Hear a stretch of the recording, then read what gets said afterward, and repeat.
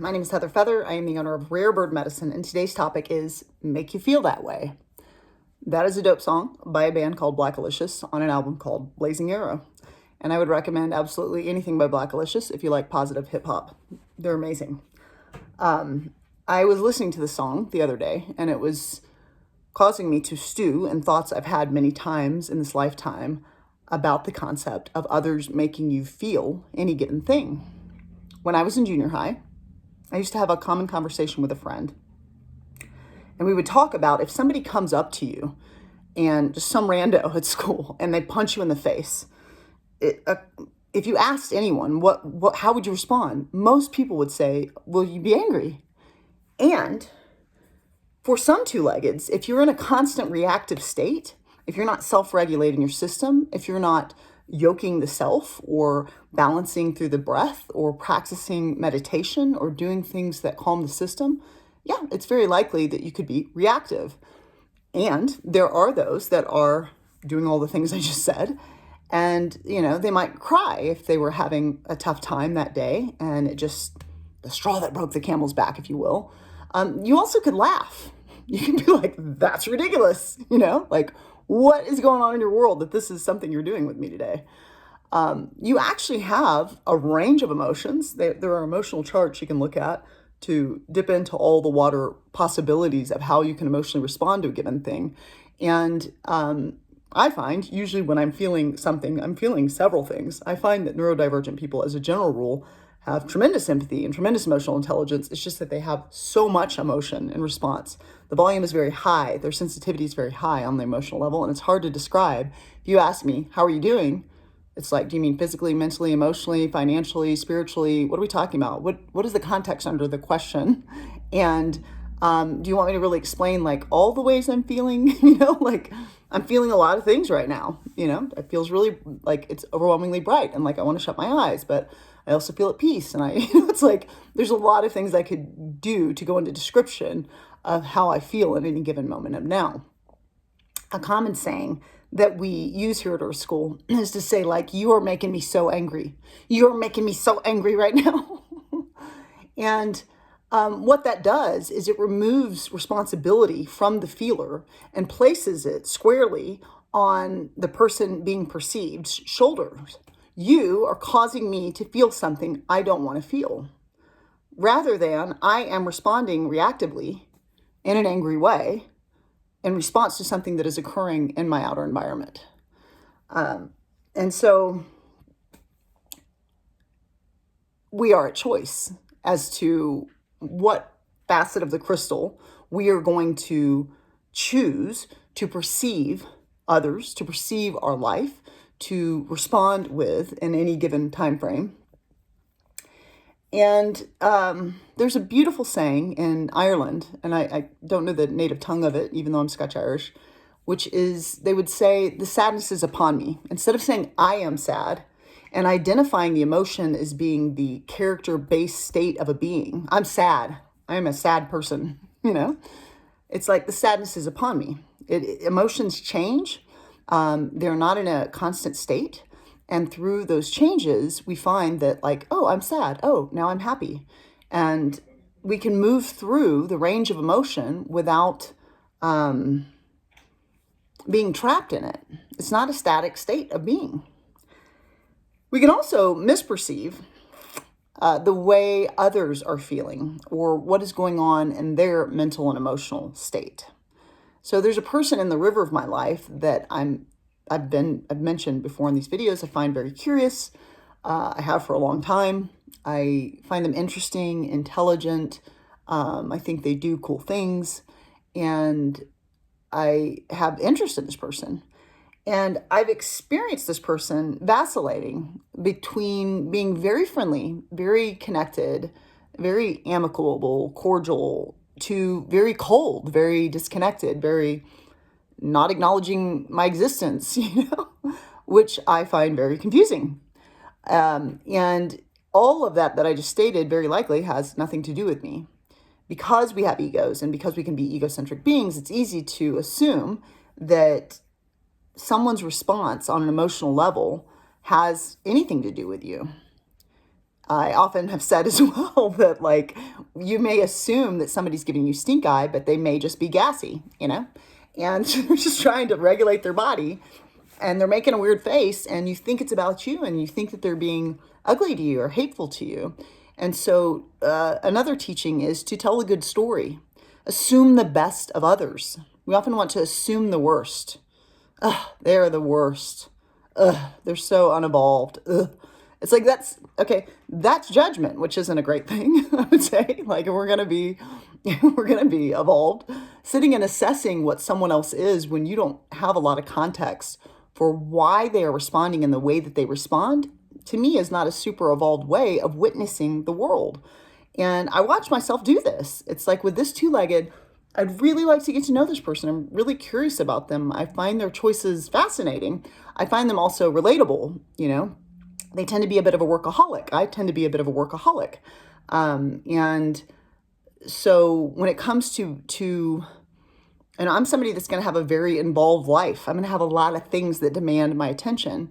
And as much as I at times crave a beloved and crave union, if it is something I ultimately decide to create in this life, it's going to be with someone that doesn't demand my constant attention, because I have a lot of places to put it. I have a lot of books to read, a lot of classes to create, right? And so I'm looking to partner with somebody that is going to have their attention involved in other things than just me. And so there are ways in which when I consider this being, I think, oh, this being really causes me to feel elation, excitation, interest, intrigue. But no, they're not making me feel that, because I don't know this being at all. I am an acquaintance, or I would say even friend. I'm friendly with this person at times. And at times, like, it feels really disconnected, which feels confusing to me.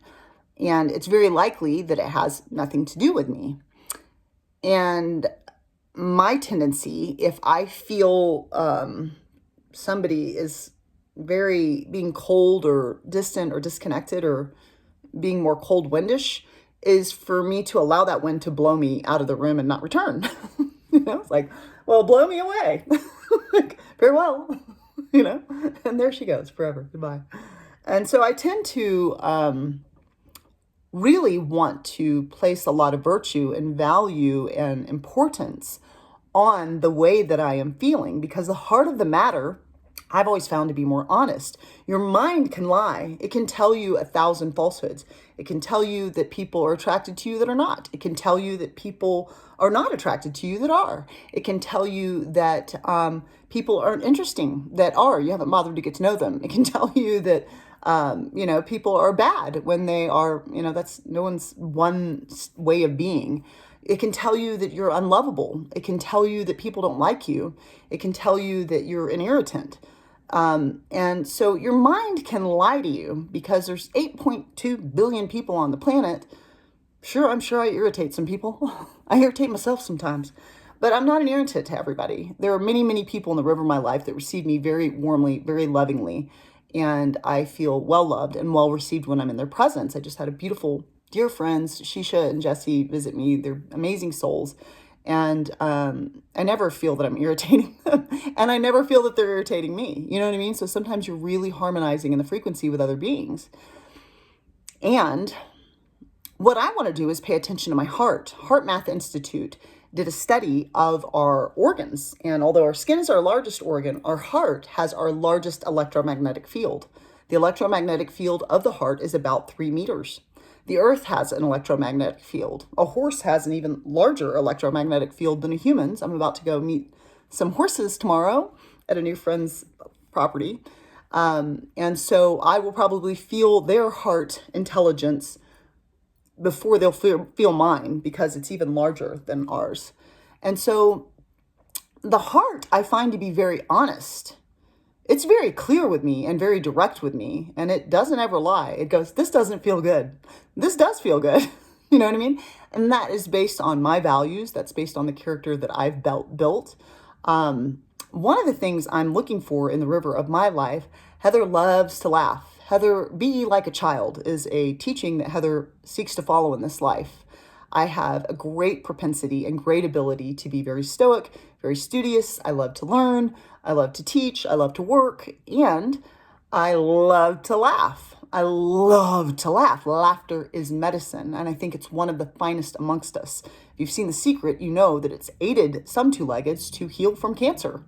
And so it is a powerful and profound medicine. And so I often am paying attention with the people in the river of my life. I got to see my dear friend Crystal today at one of my favorite cafes, and she has raucous laughter and great vibrancy in her ability to experience and express her joy. And there's some people that are like, shh, my best friend, if we go to watch a movie and something funny happens, she goes, ha, ha, ha, ha. She laughs like so loud. And I love it. Be like a child. You know what I mean? So I am paying attention to how it feels to be in the company of others, not because they make me feel any given way, but I'm just being present to like, do I feel joy? Do I have a tendency to feel joy in this person's presence? Do I have a tendency to feel humbled? Do I have a tendency to feel... And so what I'm doing in that reflecting pool, as I look into the waters of my own heart, as I'm looking to gauge what I want to move towards and what I want to move away from. One of the biggest things I'm looking to see if I feel love. And I don't necessarily mean sexual love or romantic love, although that can feel good to receive with someone you're sexually or romantically interested in. I just mean, do I feel that loving kindness is present? Do I feel I'm being warmly received? Do I feel that I'm being judged? Do I hear in the languaging of what the person is saying that I'm being judged? Do I hear that I'm being corrected? There are ways in which I recognize in the way that I speak, it sometimes sounds like I'm being corrective. And I never, ever, ever seek to correct another two-legged. I'm not here to correct you. You built the character. Love it. Love what you're doing, boo-boo. I'm not here to tell you how to design your character. You were given your free will to design whatever character you want, and I love what you're doing with it. However, I'm very inquisitive. I want to understand. And sometimes in my probing desire to understand and to dig, I can miss... it's like, Heather, you're being kind of aggressive in your desire to like probe it. Like, well, why do you think this, if that? And, so it's like, okay, I'm sorry. I'm just trying to see if I could adopt your philosophy. I'm very open to adopting new philosophies. In order for me to adopt it, I would have to answer these questions that quickly fill my brain as I receive yours. And so, I have many, many, many conversations in which I recognize, like in the middle of a conversation, I'm not making anyone feel anything, but I can sense that it's like I'm collapsing the energy because of the intensity of my inquiry, right? And so I just had this with my friend on this trip. He has very provocative conversation that can elicit a lot of response from me. And really, as my friend, I want to listen to him. I want to ask questions. I don't want to talk over him. I don't want to speak as much. And I noticed on the drive and told him that, like, oh, I'm sorry I'm talking so much. You activate my special interest, and then I get excited and I have a lot of thoughts. And so I really worked to be attentive while I was sharing time and space with this divine friend of mine to be quieter and ask more questions so that I could be more present with receiving the person that is my divine friend, so that I could receive another mind, so that I could possibly expand in my own awareness, because I'm aware of what my mind has to say. I talk with it all day, But I'm also aware that I don't make anyone feel any given way. And I know that because I experience being the same way with different two-leggeds, and some two-leggeds light up and shine in my presence. And they have tremendous warmth and love and joy in engaging with me, and vice versa. And some two-leggeds, not so much. They clearly are holding a different perception of the being that is present than this other person that was having the same being be in front of them. And so, are there any ways in which you are deciding that others are causing you to feel the way that you feel? Do you recognize that your feelings change based on each person that is present in front of you? I feel different when I'm in front of this person in my family versus that person. I feel different with this friend than I do with that friend. What is the context of you changing emotion? Do you have judgment with this friend versus that friend? I'm always looking to take responsibility for the way that I am being present in the character of my own being. You can always subscribe to Rare Bird Medicine on YouTube, like and comment there. I always love your thoughts. I'm Moon.